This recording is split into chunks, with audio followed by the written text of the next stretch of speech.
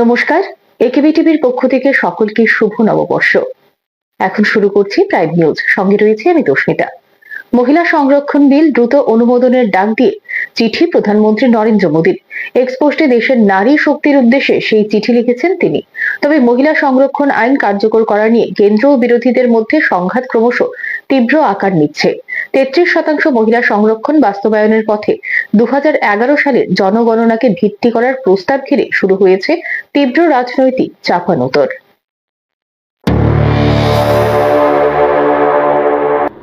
মহিলা সংরক্ষণ বিল দ্রুত অনুমোদনের ডাক দিয়ে চিঠি প্রধানমন্ত্রী নরেন্দ্র মোদীর। এক্সপোস্টে দেশের নারী শক্তির উদ্দেশ্যে সেই চিঠি লিখেছেন তিনি। তাতে তিনি মন্তব্য করেছেন, দেশের কন্যাদের অনন্তকাল অপেক্ষা করিয়ে রাখা যাবে না। আমাদের পরিষদীয় ক্ষেত্রে মহিলাদের কণ্ঠস্বর শক্তিশালী হলে দেশের গণতন্ত্রের কণ্ঠস্বরও আরো মজবুত হবে। পরিষদীয় সংসদীয় প্রতিষ্ঠানগুলোতে মহিলাদের আসন সংরক্ষণের গুরুত্বের উল্লেখ করে বহু প্রতীক্ষিত সংস্কারের পথে আরো দ্রুত এগোনোর আহ্বান জানিয়েছেন মোদী। পোস্টে তিনি লেখেন, দেশব্যাপী মহিলারা পরিষদীয় সংস্থায় মহিলাদের আসন সংরক্ষণ সুনিশ্চিত করার উদ্যোগী প্রশংসা করছেন। নারী শক্তির উদ্দেশ্যে আমরা এই চিঠিতে দশকের পর দশক না হওয়া কাজ বাস্তবায়নে আমাদের দায়বদ্ধতার ফের উল্লেখ রয়েছে। 2029-এর লোকসভা ও বিধানসভা নির্বাচনগুলোর আগে মহিলা সংরক্ষণ সুনিশ্চিত করার সিদ্ধান্তের প্রশংসা করেছেন আমাদের মা বোন কন্যারা। আরেকটি পোস্টে তিনি লেখেন, ভারতের নারী শক্তিকে উৎসর্গ করা এই চিঠিতে সহ নাগরিকদের সঙ্গে আমরা অনুভব ভাগ করে নিয়েছি। এ ব্যাপারে তিনি শ্রদ্ধা জানিয়েছেন বাবা সাহেব আম্বেদকরকে। উল্লেখ্য, সামনেই 3 দিনের সংসদের বিশেষ অধিবেশন ডেকেছে মোদী সরকার। সেখানে তারা মহিলা আসন সংরক্ষণ বাস্তবায়নে সংবিধান সংশোধনের পদক্ষেপ করতে পারে বলে মনে করা হচ্ছে। সেই প্রেক্ষাপটেই প্রধানমন্ত্রীর এই চিঠি। এদিকে মহিলা সংরক্ষণ আইন কার্যকর করা নিয়ে কেন্দ্র ও বিরোধীদের মধ্যে সংঘাত ক্রমশ তীব্র আকার নিচ্ছে। 33% মহিলা সংরক্ষণ বাস্তবায়নের পথে 2011 সালের জনগণনাকে ভিত্তি করার প্রস্তাব ঘিরে শুরু হয়েছে তীব্র রাজনৈতিক চাপানোতর। সংসদের আসন্ন অধিবেশনে এই ইস্যুতে বড়সড় মোকাবেলার প্রস্তুতি নিচ্ছে বিরোধী শিবির। Bureau report, AKB TV. মহিলা সংরক্ষণ বিল পাশ করাতে বিশেষ অধিবেশন ডেকেছে মোদী সরকার। বৃহস্পতিবার থেকে শুরু হবে সেই অধিবেশন। তার আগে বুধবার প্রধানমন্ত্রী নরেন্দ্র মোদীকে চিঠি লিখে নারী শক্তি বন্ধন অধিনিয়ম অর্থাৎ মহিলা সংরক্ষণ বিলের প্রশংসা করলেন দেশের প্রথম মহিলা রাষ্ট্রপতি প্রতিভা পাটিল। ভারতের গণতান্ত্রিক কাঠামোতে নারীর প্রতিনিধিত্ব জোরদার করার পথে বিলটিকে যুগান্তকারী পদক্ষেপ হিসেবে অভিহিত করলেন তিনি। 2023 সালে নারী শক্তি বন্ধন অধিনিয়ম বিল পাশ হয়েছিল সংসদে বলে উল্লেখিত ছিল মহিলাদের জন্য 33% আসন সংরক্ষিত থাকবে। সেখানে আরো বলা হয়েছিল, জনগণনার পরে আসন পুনর্বিন্যাস করা হবে, তারপর ওই আসনের 33% আসন সংরক্ষিত রাখা হবে মহিলাদের জন্য। কিন্তু এখন কেন্দ্র আর জনগণনার অপেক্ষা করছে না। মোদী সরকার চাইছে 2011 সালের জনগণনার ভিত্তিতে আসন পুনর্বিন্যাস করা হবে। সেই পুনর্বিন্যাসের ভিত্তিতে মহিলাদের জন্য আসন সংরক্ষিত করা হবে। এই বিলের প্রশংসা করেছেন প্রতিভা পাটিল। বিহারের রাজনীতিতে এক ঐতিহাসিক পরিবর্তনের সূচনা হলো। সম্রাট চৌধুরী রাজ্যের 24তম মুখ্যমন্ত্রী হিসেবে শপথ নিলেন, যা প্রথমবার বিজেপি নেতৃত্বাধীন সরকারের প্রতিষ্ঠা নির্দেশ করে। সম্রাট চৌধুরীর নেতৃত্বে এবং অভিজ্ঞ 2 উপমুখ্যমন্ত্রীর সহযোগিতায় নতুন সরকার উন্নয়নের ধারাকে বজায় রাখা এবং জনমানুষের প্রত্যাশা পূরণের চ্যালেঞ্জের মুখোমুখি এই সময় খুবই গুরুত্বপূর্ণ। বিহারের নতুন মুখ্যমন্ত্রী হলেন সম্রাট চৌধুরী। বুধবার লোকভবনে আয়োজিত শপথ গ্রহণ অনুষ্ঠানে রাজ্যপাল সৈয়দ আতা হাসনাই তাকে পদ ও গোপনীয়তার শপথ বাক্য পাঠ করান। এরপর জেডিইউর শীর্ষ নেতা বিজয় কুমার চৌধুরী এবং বিজেন্দ্র প্রসাদ যাদব উপমুখ্যমন্ত্রী হিসেবে শপথ গ্রহণ করেন। উল্লেখ্য, প্রাক্তন মুখ্যমন্ত্রী নীতিশ কুমার রাজ্যসভায় যাওয়ার জন্য পদত্যাগ করায় এই পরিবর্তনের পথ প্রশস্ত হয়। সম্রাট চৌধুরীর রাজনৈতিক যাত্রা শুরু হয় 1990 সালে। 1999 সালে তিনি বিহারের কৃষিমন্ত্রী হন। 2000 ও 2010 সালে পার্বত্যা বিধানসভা থেকে জয়ী হন। 2010 সালে তিনি বিহার বিধানসভায় বিরোধী দলের চিফ হুইপ হিসেবে দায়িত্ব পালন করেন। 2018 সাল থেকে তিনি বিজেপির অন্যতম গুরুত্বপূর্ণ মুখ হিসেবে উঠে আসেন। 2019 সালে নিত্যানন্দ রায়ের নেতৃত্বে তাকে রাজ্য বিজেপির সহ সভাপতি করা হয়। 2023 সালে তিনি বিজেপির রাজ্য সভাপতি হন এবং পরে এনডিএ জোটে নীতিশ কুমারের প্রত্যাবর্তনের পর উপমুখ্যমন্ত্রী ও স্বরাষ্ট্র দপ্তরের দায়িত্ব পান। এই রাজনৈতিক পালাবদল বিহারের ইতিহাসে একটি গুরুত্বপূর্ণ অধ্যায় হিসেবে চিহ্নিত হচ্ছে। সম্রাট চৌধুরীর নেতৃত্বে এবং অভিজ্ঞ দুই উপমুখ্যমন্ত্রীর সহযোগিতায় নতুন সরকার উন্নয়নের ধারাকে বজায় রাখা এবং জনমানসের প্রত্যাশা পূরণের চ্যালেঞ্জের মুখোমুখি। এই সময় খুবই গুরুত্বপূর্ণ। Bureau report, AKB TV. এখন সময় বিজ্ঞাপনের জন্য ছোট্ট একটি বিরতি, সঙ্গে থাকুন।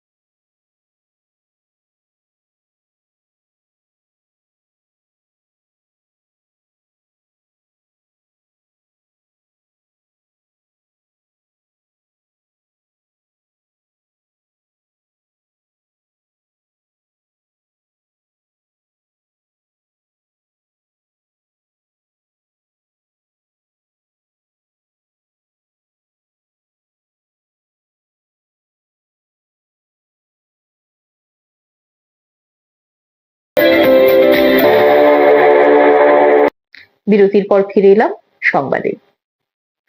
Central board of secondary education CBSE দশম শ্রেণীর বোর্ড পরীক্ষা 2026 সেশন 1 এর ফলাফল ঘোষণা করেছে। সিবিএসই দশম শ্রেণীর সেশন 1 পরীক্ষা 2026 এর সামগ্রিক পাশের হার 93.70%। সরকারি তথ্য অনুযায়ী মেয়েরা 94.99% পাশের হার নিয়ে আবারও ছেলেদের ছাড়িয়ে গেছে, যেখানে ছেলেদের পাশের হার 92.6%। সিবিএসই দশম শ্রেণী 2026 এর ফলাফলে বিশেষ চাহিদা সম্পন্ন শিশুরা খুব ভালো ফলাফল দেখিয়েছে, যেখানে 9,443 জন শিক্ষার্থী পরীক্ষায় অংশ নিয়েছিল এবং 9,088 জন সফলভাবে উত্তীর্ণ হয়েছে। সামগ্রিক পাশের হার 96.24%। এছাড়াও 452 জন শিক্ষার্থী 90% বেশি এবং 91 জন শিক্ষার্থী 95% বেশি নম্বর পেয়েছে।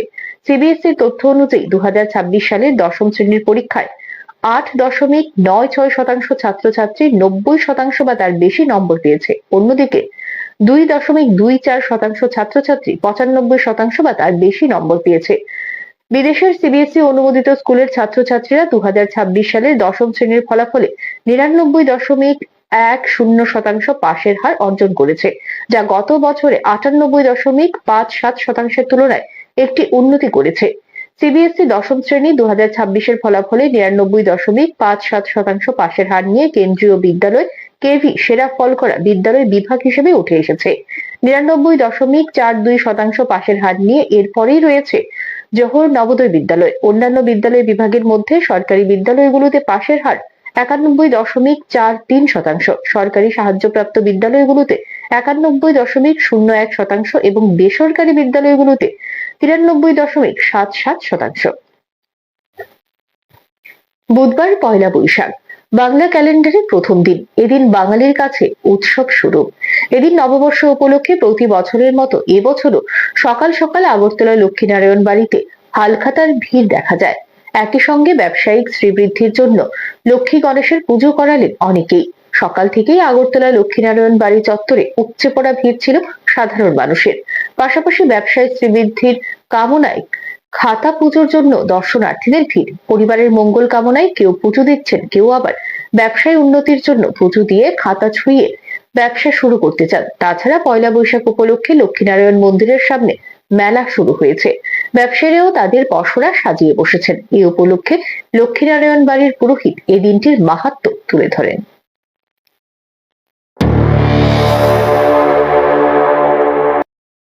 বাংলার শুভ নববর্ষ পয়লা বৈশাখ।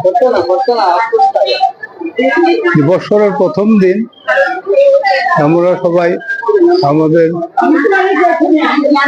পরিবারবর্গ নিয়ে এবং পারিপার্শ্বিক সবাইকে নিয়ে যেন সুখে শান্তিতে বৎসরটা অতিবাহিত করতে পারি, এই জন্য আমরা সবাই আমাদের আরাধ্য দেবতার কাছে সবাই করজোড়ে প্রার্থনা জানিয়ে আমাদের বছরটা শুরু করি। যেমন ব্যবসাদাররা যেন আছে তাদের হাল খাতা নিয়ে আসেন এবং তাদের ব্যবসা যেন ভালো হয়, শুভ হয়, সারা বছর ধরে সবাই সুখে শান্তিতে থাকে, এই জন্য আমরা সবাই ঠাকুরের কাছে প্রার্থনা জানিয়ে বছরটা শুরু করি, সবাই যেন ভালো থাকে। এই আশা নিয়ে আমরা আমাদের আরাধ্য দেবতাকে প্রার্থনা জানাই। সবে ভোর সকাল থেকে আমরা সেই প্রার্থনা জানিয়ে আমরা চলার পথ প্রশস্ত করি। দীর্ঘ বছর যাবৎ এটাই পরম্পরা চলে আসছে।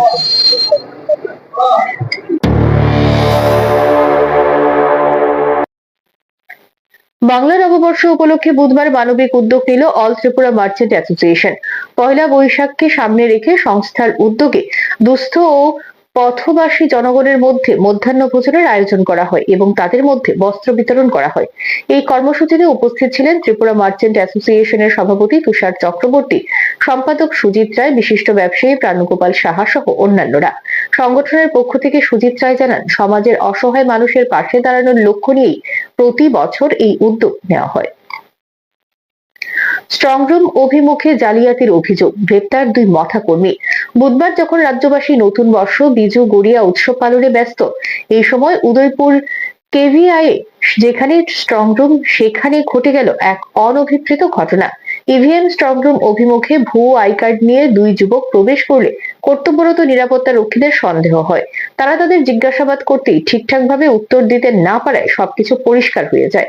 উদয়পুর কেভিআই কাঠালিয়া মির্জা রাজাপুর কেন্দ্রে তিপ্রামথা প্রতিনিধি পরিচয় দিয়ে তারা ঢুকলে পুলিশের সন্দেহ হলেই অবশেষে পুলিশ তাদের গ্রেপ্তার করেছে। তারাও স্বীকার করেছে এই পরিচয় পত্রগুলো ভুয়ো, তাদেরকে এগুলো দিয়ে এখানে পাঠানো হয়েছিল।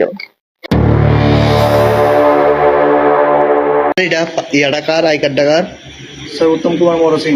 তোমার নাম কি? আমার নাম শান্ত ত্রিপুরা। এটা ইভিএম মেশিন, তুমি এদিকে স্ট্রং রুম জানো না তুমি? জানি স্যার। তো তুমি কি লিখে আইছো? স্যার আমরা তো জানি না, তুই তারা যাতে তারা পাঠাইছে স্যার। তোমার নাম কি? হ্যাঁ, ফুলকুমার দেববর্মা। আচ্ছা, তো তুমি কার আই কার্ড লই আইছো? কৃষ্ণ মরসে। কি লিখে আইছো এদিকে? স্যার তারাই পাঠাইছে।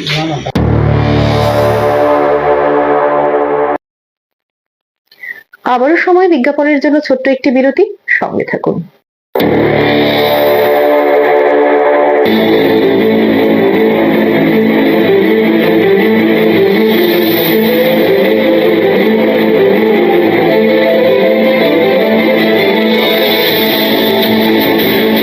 বলবেন আপনারা, শুনবো এবং শোনাবো আমরা।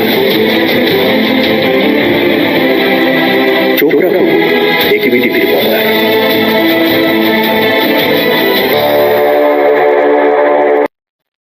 বিরতির পর স্বাগত সংবাদে।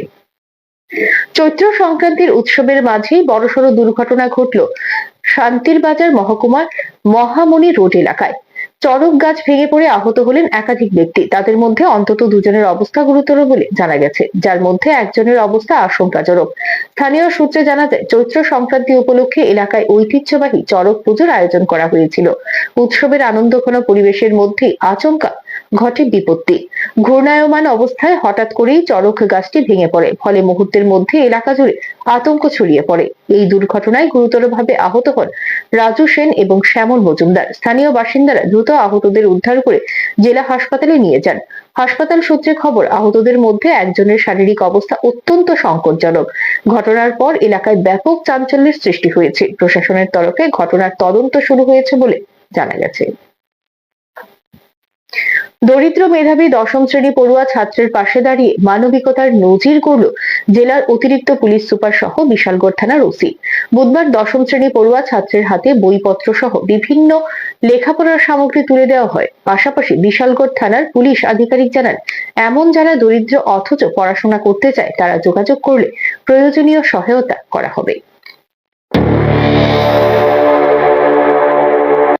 পয়লা বৈশাখের দিনে অসহায় দরিদ্র দশম শ্রেণী পড়ুয়া ছাত্রের পাশে দাঁড়িয়ে মানবিকতার এক উজ্জ্বল দৃষ্টান্ত স্থাপন করলেন বিশালগড় থানার ওসি বিজয় দাস। বিশালগড় অফিসটিলা এলাকার একেবারে দীনদরিদ্র পরিবারের সন্তান সাগর পাল। সে এবার বিশালগড় দ্বাদশ শ্রেণী বিদ্যালয় থেকে নবম শ্রেণী থেকে ভালো রেজাল্ট করে দশম শ্রেণীতে উত্তীর্ণ হয়েছে। সে পড়তে চায়, কিন্তু তার বাবার দশম শ্রেণীর বই ক্রয় করে দেওয়ার ক্ষমতা নেই, যার ফলে মেধাবী ছাত্র সাগর পাল পড়াশোনা বন্ধ করে দেবে ভেবেছিল। খবরটি শোনা মাত্র তার পাশে দাঁড়ালেন বিশালগড় থানার ওসি বিজয় দাস। তিনি পয়লা বৈশাখের দিনে দরিদ্র মেধাবী ছাত্র সাগর পালের জন্য দশম শ্রেণীর সমস্ত পাঠ্য বই, নোট বই এবং প্রচুর পরিমাণ খাতা কলম বুধবার বিশালগড় থানার মধ্যে মেধাবী ছাত্র সাগর পালের হাতে তুলে দেন। সঙ্গে ছিলেন সিপাহীজলা জেলার অতিরিক্ত পুলিশ সুপার রাজীব সূত্রধর। সাগর পালের বাবা সুমন পাল একটি সেলুনে হাজিরার বিনিময়ে কাজ করে। সংসার চালানোই তার পক্ষে সমস্যা হয়ে দাঁড়িয়েছে। এহেন অবস্থায় কেমন করে সে তার সন্তানের লেখাপড়ার খরচ বহন করবে? খবরটি শোনা মাত্র 1 মিনিটও সময় নষ্ট না করে মেধাবী দরিদ্র ছাত্র সাগর পালের পাশে দাঁড়ালেন বিশালগড় থানার ওসি বিজয় দাস। সংবাদ মাধ্যমের মুখোমুখি হয়ে বিজয় দাস বলেছেন, তিনি সাগর পালকে লেখাপড়া চালিয়ে যাওয়ার জন্য সারা জীবন সাহায্য করে যাবেন। অর্থের অভাবে যাতে কোনোভাবেই সাগরের পড়াশোনা বন্ধ না হয়। তিনি সাগরের বাবা সুমন পালকে কথা দিয়েছেন, ডিগ্রি অর্জন করা পর্যন্ত তিনি সাগরের পাশে থাকবেন। পাশাপাশি বিশালগড় থানার পুলিশ আধিকারিক জানান, এমন যারা দরিদ্র অথচ পড়াশোনা করতে চান তারা যোগাযোগ করলে প্রয়োজনীয় সহায়তা করা হবে। শুভ নববর্ষের অনেক অনেক শুভেচ্ছা আপনাদেরকে, যারা দিনরাত মিডিয়ার সাথে যুক্ত আছেন, আক্রান্ত পরিশ্রম করে বিভিন্ন সংবাদ পরিবেশন করে। আমার বিশালগড় থানা এবং আমার সিপাহীজলা ডিস্ট্রিক্ট আরক্ষী কর্পোরেশনের পক্ষ থেকে আপনাদের অনেক অনেক শুভেচ্ছা অভিনন্দন। আমরা একটা খবর পাই যে আমাদের উপস্থিলা এলাকায় একটা ছেলে ক্লাস 9 পাস করে আবার ক্লাস 10-এ উঠেছে। তো সে অত্যন্তই গরিব এবং তার খুব আগ্রহ পড়াশোনার প্রতি এবং পড়াশোনা করে নিজেকে তৈরি করতে চায়, কিন্তু অতি দরিদ্রতার কারণে বই কিনতে সে অক্ষম। সেই খবর পাওয়ার সঙ্গে সঙ্গে আজকে আমরা বিশালগড় থানা পাস আমাদের মাননীয় এডিশনাল এসপি সাহেবের উপস্থিতিতে আমরা তার যে ক্লাস 10-এর বইগুলো ওনার হাতে আমরা আজকে দিই, যাতে তার ভবিষ্যতে পড়াশোনার ক্ষেত্রে সহযোগিতার পাশাপাশি অন্যান্য আমরা সামগ্রী তাকে তুলে দিই, যাতে তার পড়াশোনাতে কোনো ব্যাঘাত না ঘটে। এবং আমরা বলতে চাই, এরকম দরিদ্র বা যারা পড়াশোনা করতে পারছে না, যদি কোনো সাহায্য লাগে যোগাযোগ করলে আমরা অবশ্যই তার পাশে থাকবো। বিশালগড় থানার ওসি বিজয় দাসের এই মানবিক কাজকে কুর্নিশ জানিয়েছে গোটা সিপাহীজলা জেলার আরক্ষা প্রশাসন থেকে শুরু করে শিক্ষানুরাগী মহল। তিনি আরো বলেন, লেখাপড়া হলো সবচেয়ে বড় অস্ত্র। লেখাপড়ার মাধ্যমেই জীবনে প্রতিষ্ঠিত হওয়া যায়। Bureau report, AKB TV. Bangla নববর্ষের প্রথম দিনেই বড়সড় সাফল্য পেল অসম পুলিশের শ্রীভূমি জেলা শাখা। অসম ত্রিপুরা সীমান্তের চুরাইবাড়ি ওয়াচ পোস্টে অভিযান চালিয়ে তরমুজ বোঝাই একটি লরি থেকে বিপুল পরিমাণ নেশা জাতীয় কফ সিরাপ উদ্ধার করেছে পুলিশ। উদ্ধার হওয়া কফ সিরাপের কালোবাজারি মূল্য আনুমানিক 1.5 কোটি টাকা বলে জানা গেছে।